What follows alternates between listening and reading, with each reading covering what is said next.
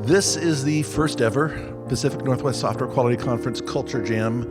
And what that means is it's our start to the conference year, if you will, as an organization. We're a nonprofit that promotes just strictly, software quality and the sharing of that information, working with other organizations, but also, we're a key part of pushing that. My name is Brian Gaudreau. I'm the president of the Pacific Northwest Software Quality Conference, and we've got, board members and just a lot of devoted volunteers here. But I just wanted to just welcome you to this event. This is new. I expect that people will trickle in over probably closer to the noon hour.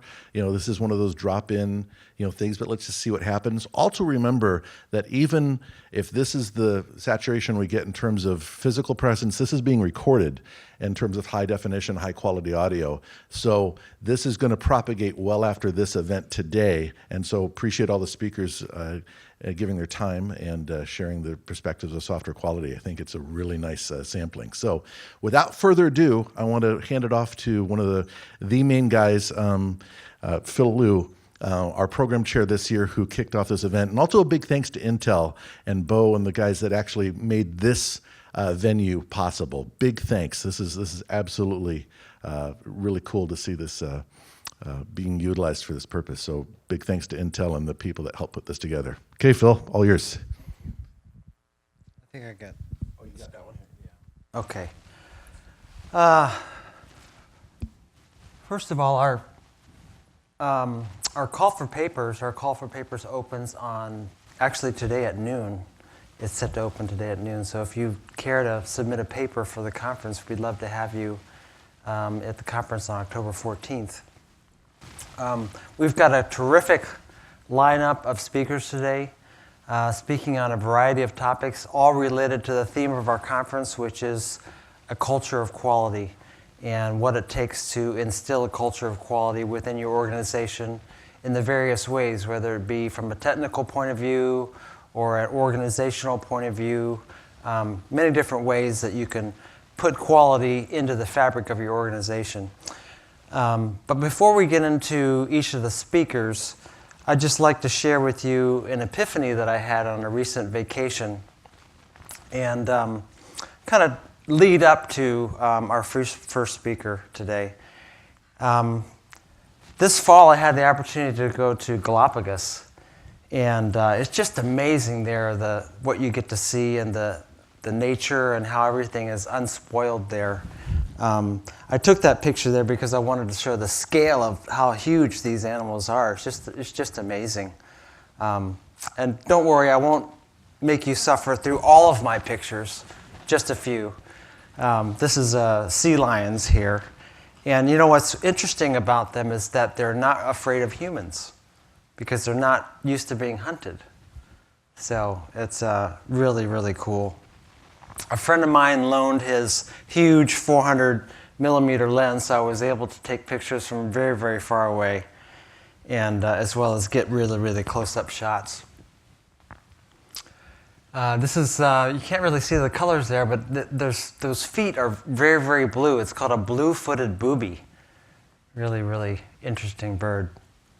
But it's not really about the animals that made me think. I started thinking about, the Galapagos Islands in general. And the Galapagos Islands were where Darwin did all of his research, right? Did all of his research on evolution. And I'm sure you've heard the phrase that the strong survive. Anybody heard that before, right? The strong survive. And you think that comes from Darwin. And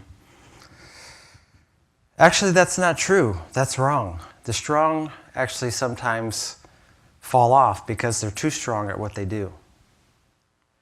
And if you look at the bald eagle, if you look at dinosaurs, very strong at their particular domain and what they do, but they die off. And why is that? It's not because they're not good at what they do, but it's because Darwin actually said it's not the strongest that survive. It's those that can adapt. Those are the ones that survive. And in today's world, we really have a lot of changes going on. And here's an example of some of the research that he did. You would think that the bird with the thickest beak, this is called Darwin's finches. You would think that the bird with the thickest beak would be the strongest and the biggest. and that they would survive. But actually, in times of drought, only certain types of plants live, which produce really, really tiny seeds, and only the tiny, tiny birds can live, right? So what he found was that evolution even happened over one generation, where all of the big-beaked birds, they died off because they couldn't eat. And just really, really interesting, all these things that you learn on these trips, and kind of bringing it back. So how does this relate to our role today in software, right? And I started thinking about, our world is changing so fast, and people say, oh, the only constant is change, right? And there's change in three areas. One of them is technology domain. Things are moving very, very quickly and accelerating. The social and workplace domain, and the way that we work together, and the way that teams organize, and the way that we get things done, that's changing very quickly. And lastly, our environment is accelerating in that change, as we see every day. And so it's really that change is accelerating. It's not just change itself, but accelerating. It's the same reason that if you fall from 50 feet, you die, versus if you fall from 25 feet, you just get hurt, right? It's the acceleration. And so how do we adapt to this acceleration?